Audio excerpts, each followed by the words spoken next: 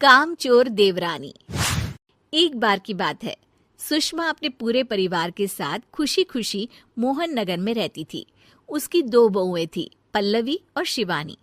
एक दिन दोनों बहुएं रसोई में काम कर रही होती है कि तभी उनकी सास सुषमा उन्हें बुलाती है। अरे बहू, जरा इधर तो आना। शिवानी, जरा जाकर देखना सासू माँ क्या कह रही हैं। दीदी आप ही देख लो ना जाकर, आपको भी तो सुनाई दे रहा है। अरे मैं आटा गूंद रही हूँ ना, तुम चली जाओ। हाँ तो मैं भी तो सब्जी काट रही हूँ ना दीदी। अरे बहू जल्दी आओ। ओह, ये तो जाएगी नहीं, मैं ही जाकर देखती हूँ कि क्या करना है।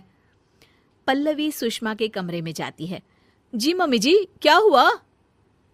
शाम को घर पर कुछ मेहमान आने वाले हैं, तो तुम अच्छा सा खाना बना लेना बहू। ठीक है मम्मी जी, आप बता दीजिए क्या क्या बनाना है और कितने लोग आ रहे हैं। सुनील की मौसी जी और उनका पूरा परिवार आ रहा है। कुल मिलाकर 3 लोग और हमें मिलाकर हुए 9 लोग। तो अभी से ही तैयारी करना शुरू कर दो। और हाँ, घर की सफाई भी कर देना, हाँ अच्छे से। जी मम्मी जी, सब काम हो जाएगा, आप चिंता मत कीजिए।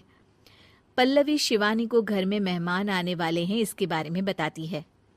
क्या 9 लोगों का खाना बनाना होगा, घर की सफाई करनी है? बाप रे, सासू माँ ने तो हमें घर की नौकरानी ही समझ कर रखा है। ऐसा नहीं बोलते शिवानी, हम इस घर की बहू हैं और घर के काम करना हमारा फर्ज है। दीदी तो है ही सासू माँ की चमची, जब देखो सासू माँ सासू माँ। मैं तो इतना सारा काम नहीं करने वाली।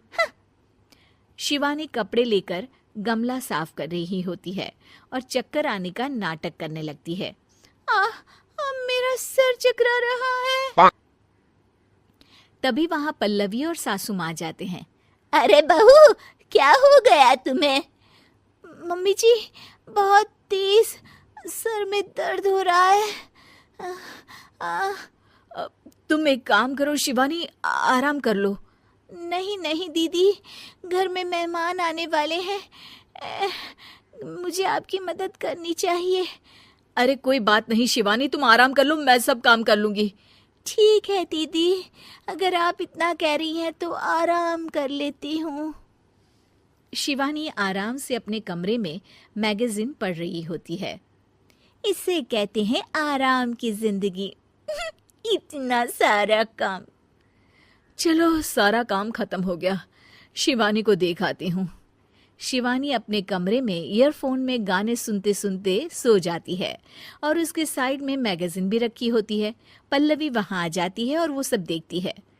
ओहो, तो मतलब सब काम चोरी का बहाना था। अभी बताती हूँ इसको। घर का सारा काम मुझे करना पड़ा और ये महारानी यहाँ मैगजीन पढ़ रही है, गाने सुन रही है।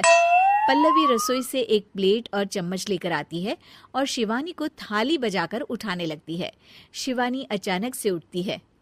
उठ गई महारानी, गाने भी सुन लिए, मैगजीन भी पढ़ ली। तुम तो बहुत बड़ी झूठी निकली शिवानी। तुमने सर दर्द का बहाना बनाया ताकि काम करने से बच सको। हाँ बनाया बहाना, तो क्या करती, इतने सारे काम करती। मुझे कोई शौक नहीं है चापलूसी का।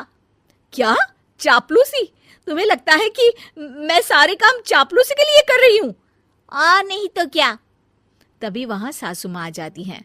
अरे बहू, वो लोग बस आने ही वाले हैं, तुम तैयारियां कर लो।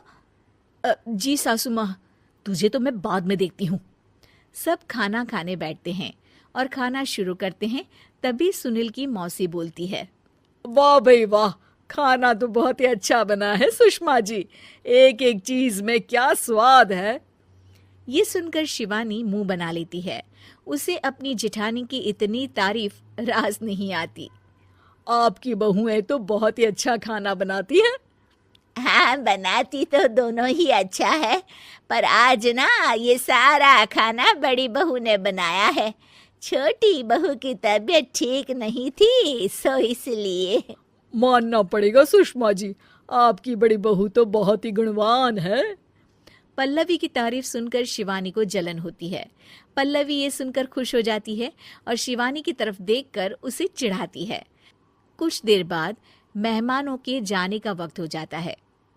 मौसी जी सबके लिए उपहार लाई होती है। वो सबको शगुन के पैसे देती हैं और अंत में पल्लवी के पास आती है। तुम्हारे लिए शगुन का लिफाफा तो है ही, पर बहू तुम्हें एक और उपहार भी मिलेगा इतना अच्छा खाना बनाने के लिए। मौसी अपने सोने के कंगन निकालकर पल्लवी को पहना देती है। ये लो, ये मेरे मनपसंद कंगन है, अब से ये तुम्हारे हुए। धन्यवाद मौसी जी। ये देखकर शिवानी तो पूरी तरह से जल जाती है और गुस्से से रसोई में चली जाती है। तभी वहां पल्लवी आ जाती है और उसे अपने कंगन दिखाने लगती है। देवरानी जी, अब आपका सर दर्द ठीक तो है ना? मुझे लगता है कि अब सर दर्द शुरू हो गया होगा आपका।